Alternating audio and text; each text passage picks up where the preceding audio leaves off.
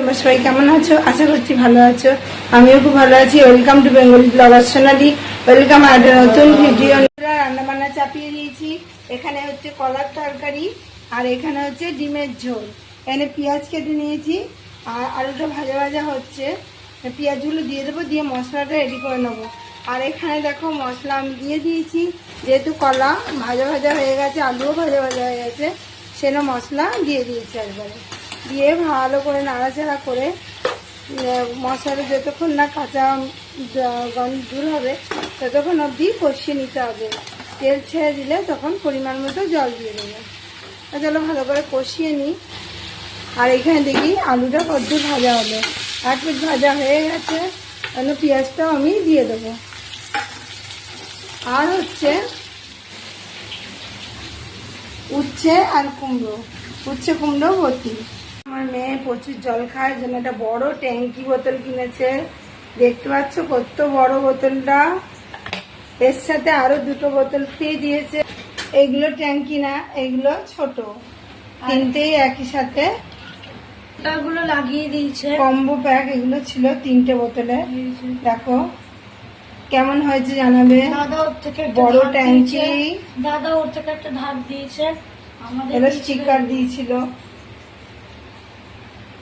ছেড়ে খেয়ে নিয়েছি, কারণ দাঁত তুলতে যাবো। আজকে দাঁত তোলার দিন।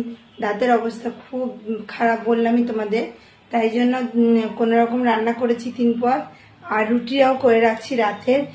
এসে বন্ধুরা দাঁত তুলে এসে আর কিচ্ছু করতে পারবো না, ওই জন্য সব কাজ সেরে তবেই যাচ্ছি। চলো তোমাদের দেখাই, রুটিগুলো ফুলো ফুলো রুটি করেছি। আর যাতে নরম থাকে দীর্ঘক্ষণ, ওই জন্য একটা কাপড় নিয়ে নিয়েছি। কাপড়ের মধ্যে রুটিগুলোকে রেখে ঢাকা দিয়ে দেবো, তাহলে কি হবে একদম নরম তুলতুলে থাকে। বন্ধুরা এখানে সব রুটি বেলে নিয়েছি, আর এখানে তো চাটু বসিয়ে রেখেছি। এক ধাপ রুটি হয়ে গেছে, এরকম একটা ন্যাকড়া নিয়ে নিয়েছি। আর এর মধ্যে রুটিগুলো রেখে একবার ঢাকা দিয়ে দেবো, তাহলে একদম অনেকক্ষণ পর্যন্ত নরম তুলতুলে আর গরম থাকে। এখন সব ফুলো ফুলো রুটি একদম। আর এই কটাও করে নিই তুলতে যাওয়ার জন্য।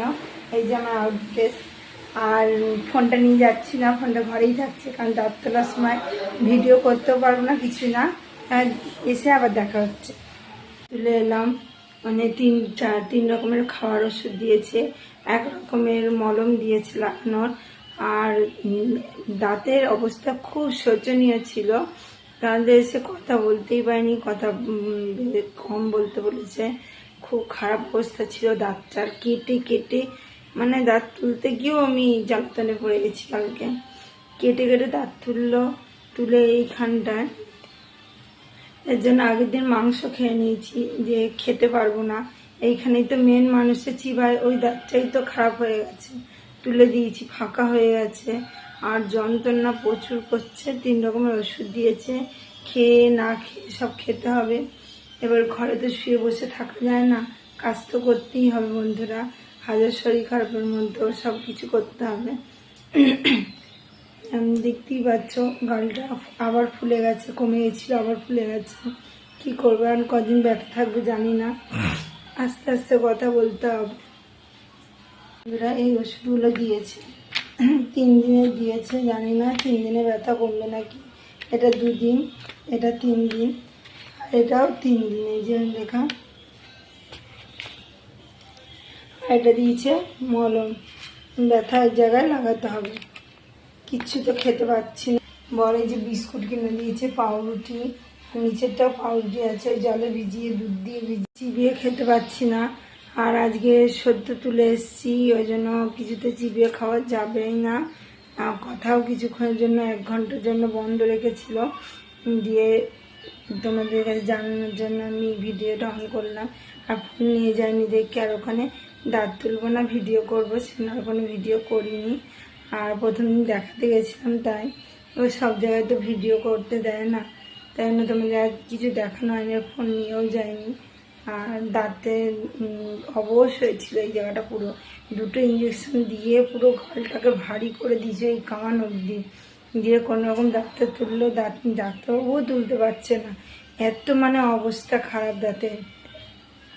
কোনো রকম তুলেছে, তুলে আমার এখন ব্যথা যন্ত্রণা আবার করছে, ফুলে গেছে, দাঁতে চিবিয়ে কিচ্ছু খেতে পারছি না, দুধ দিয়ে জল দিয়ে এইসব দিয়ে খাচ্ছি। ভাত খাবো না এখন, পুরোপুরি ঠিক হলে তবে তো চিবিয়ে খেতে পারবো। ভাত খাওয়া যাবে, নরম করে খেতে বলেছে। নয় খিচুড়ি, ডালিয়া, সাবুর এসবের খিচুড়ি আর করতে ইচ্ছে করছে না আমার জন্য।